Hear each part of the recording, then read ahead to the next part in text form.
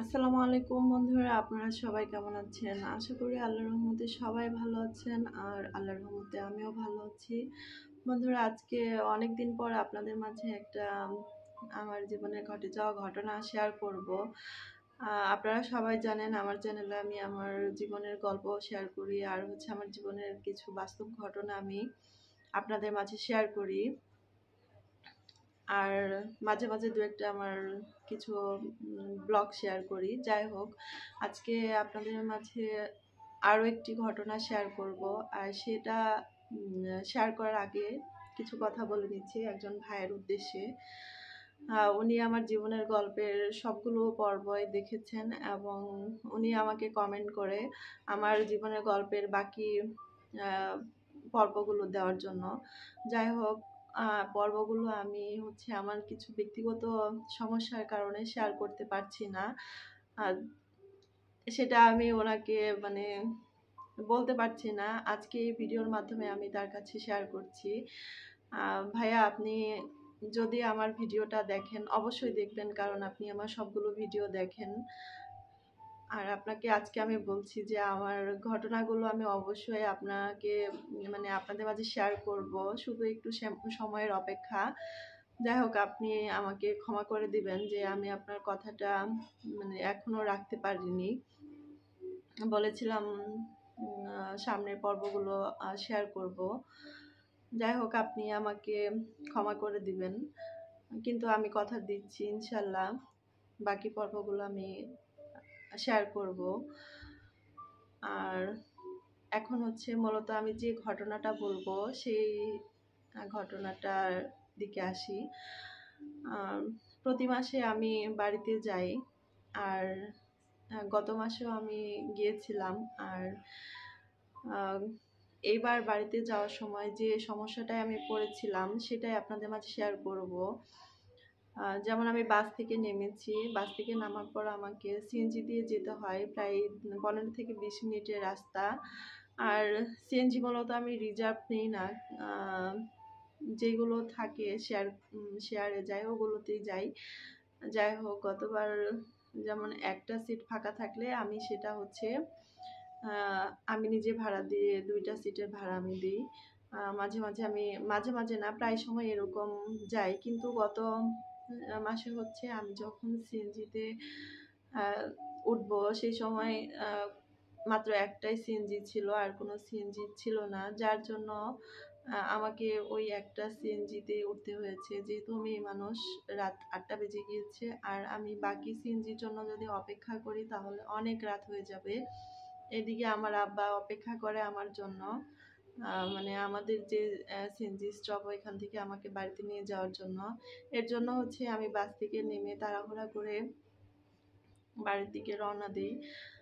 যাই হোক, আমি যখন সিএনজিতে উঠতে যাই তখন দেখি একটা সিটই ফাঁকা ছিল পিছনের, আর সবগুলো ফিল আপ ছিল। আর আমি যে পিছনের সিটে বসবো, বাকি 2 সিটে 2জন ভাইয়া ছিল। যাই হোক, ভাইয়াই বললাম, কারণ যেহেতু ওনাদের বয়স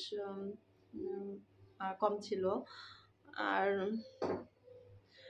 আমি বসার সময় একটু ইতস্তত বোধ করছিলাম যে 2জন ছেলে মানুষ পাশে আমি কিভাবে বসে যাব, চিন্তা করছিলাম। কিন্তু কোনো উপায় ছিল না, তারপরও আমি ওই সিএনজিতেই বসেছি।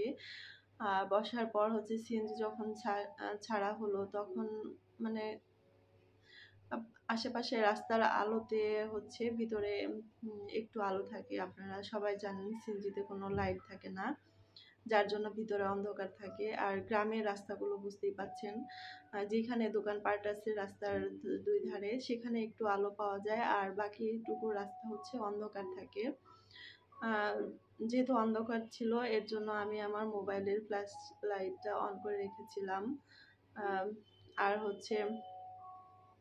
পাশে 2টা ছেলে মানুষ, বুঝতেই পাচ্ছেন যে মেয়েদের অবস্থা তখন কেমন থাকে।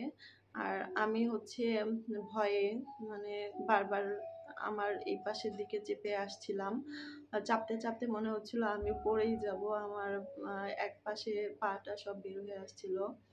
যাই হোক, মাঝখানের যে ভাইয়াটা বসেছিল, মূলত ওনার কথাটা শেয়ার করার জন্য আমার এই ঘটনাটা শেয়ার করা। মাঝখানে যে ভাইয়াটা বসেছিল উনি মানে কি বলবো, উম, অনেক অনেক ভালো মানুষ ছিল। উনি হচ্ছে আমার চেপে আসা দেখে ওই ভাইয়া বুঝতে পারছে যে আমি ইতস্তত বোধ করছি বা আমি ভয় পাচ্ছি। আহ, আমার মানে এরকম অবস্থা দেখে উনিও হচ্ছে বারবার পাশের মানে আরেকজন যে ভাইয়া ছিল ওনার দিকে চেপে যাচ্ছিল। আম, বারবার ওনার দিকে চেপে যাচ্ছিল, মানে এরকম উনিও চাপছিল, আমি ওই দিক থেকে আম, চেপে চেপে আসছিলাম। যাই হোক, এইভাবে সব পুরো রাস্তা আসলাম। আসার পর যখন সিএনজি থেকে নামবো তখন হচ্ছে ভাইয়াটা শুধু এইটুকুই বলেছিল যে আমার আর কোনো উপায় ছিল না, থাকলে হয়তো আমি আপনাকে আরেকটু প্রোটেক্ট করার চেষ্টা করতাম। যাই হোক, তার জন্য আমি দুঃখিত।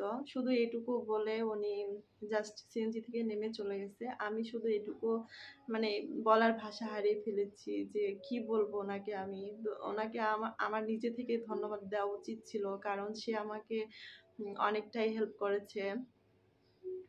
যাই হোক, আমি ভাড়াটা দিতে দিতে মানে ওনাকে দেখলাম যে উনি আর নাই। যাই হোক, ওনাকে ভাইয়াকে আমি অনেক অনেক ধন্যবাদ দেওয়ার ছিল বা ওনাকে আমার শ্রদ্ধা জানানোর কথা ছিল, কিন্তু সেটা সময় আমি পাইনি। যাই হোক, ওই সময় হচ্ছে আমি মানে কিছু যে বলবো ওই ভাষাটাই আমি হারিয়ে ফেলেছিলাম। পরে মনে মনে ভাবলাম, ছি ভাইয়াটা আমাকে এত হেল্প করলো, এত চেষ্টা করলো আমাকে প্রোটেক্ট করার জন্য, আর আমি তাকে সামান্য ধন্যবাদটুকু জানাতে পারলাম না।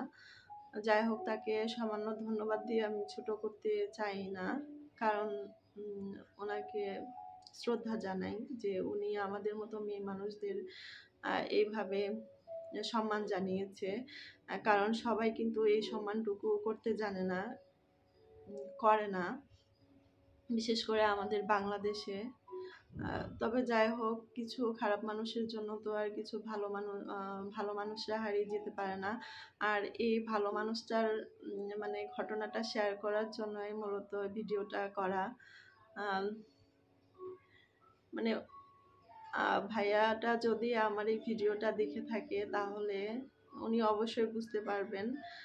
আর ভাইয়াকে আমি ধন্যবাদ জানিয়ে ছোট করব না, ওনাকে আমার অন্তরের অন্তঃস্থল থেকে অনেক অনেক শ্রদ্ধা জানাই, সালাম জানাই, স্যালুট জানাই।